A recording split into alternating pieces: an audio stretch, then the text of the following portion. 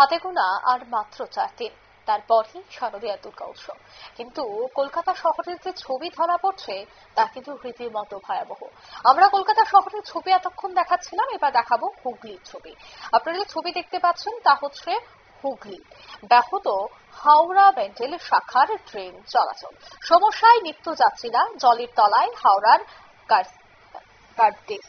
তবে জানা গেছে যে রাতের টানা বৃষ্টির ফলে জলমগ্ন হয়েছে কলকাতা সহ পার্শ্ববর্তী জেলাগুলি।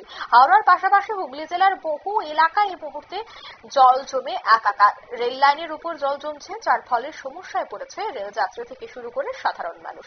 কি বলছেন সংশ্লিষ্টরা শোনাবেন। দাঁড়িয়ে আছে 1 ঘন্টা থেকে দাঁড়িয়ে আছে, পণ্যগড়ি দাঁড়িয়ে। কি ট্রেন ছিল এটা? ব্যান্ডেল লোকাল। কিছু অ্যানাউন্স করেছে যে কখন ছাড়বে কি না ছাড়বে? কেন দাঁড়িয়ে আছে কিছু জানেন? আর সেটা জল জমে আছে বললেন। আপনারা শুনলেন যে ব্যান্ডেল লোকাল কিন্তু থেমে রয়েছে 1 ঘন্টা যাবত। জল এতটাই জমে রয়েছে যে সেখানে ট্রেন চলাচল রীতিমতো স্তব্ধ। বিস্তারিত সেই বিষয়ে জানবো, টেলিফোন লাইনে যুক্ত হয়ে গেছে প্রতিনিধি, যুক্ত হয়ে গেছে। এই মুহূর্তে ঠিক কি ছবি দেখতে পাচ্ছ, কেমন রয়েছে পরিস্থিতি?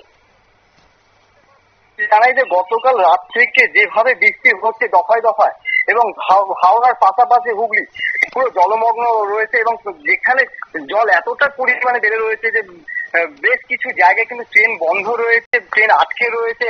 প্রায় কয়েক ঘন্টা ধরে ট্রেন বন্ধ ছিল।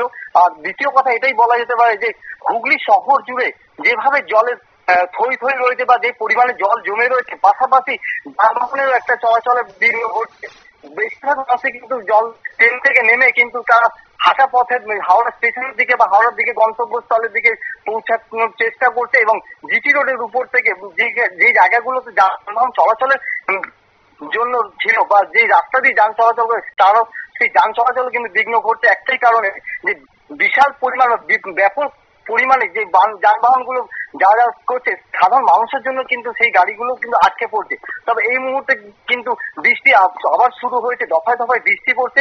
তবে হুগলি জেলা জুড়ে যেমন আরামবাগ থানা গোঘাট, যা একদিকে মেদিনীপুর, অন্যদিকে রয়েছে বাঁকুড়া, তার উল্টো দিকে রয়েছে গঙ্গা নদীর ওপারে উত্তর 24 পরগনা, এবং আরেক দিকে রয়েছে হাওড়া।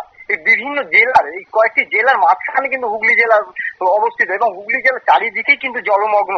এই মুহূর্তে কিন্তু দেখুন এখনো ট্রেন চলাচল স্বাভাবিক হয়নি।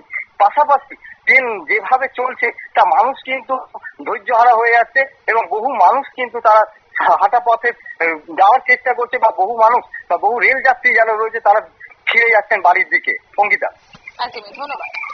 অর্থাৎ 1 ঘন্টা যাবত ট্রেন বন্ধ হয়ে পড়েছে হুগলিতেও। এই মুহূর্তে জল জমে গেছে, যার জন্য কিন্তু ব্যান্ডেল যে লোকাল ট্রেন রয়েছে তা কিন্তু চলাচল করতে পারছে না, আটকে রয়েছে, এবং নিত্য সমস্যায় তারা জর্জরিত বলেই অভিযোগ।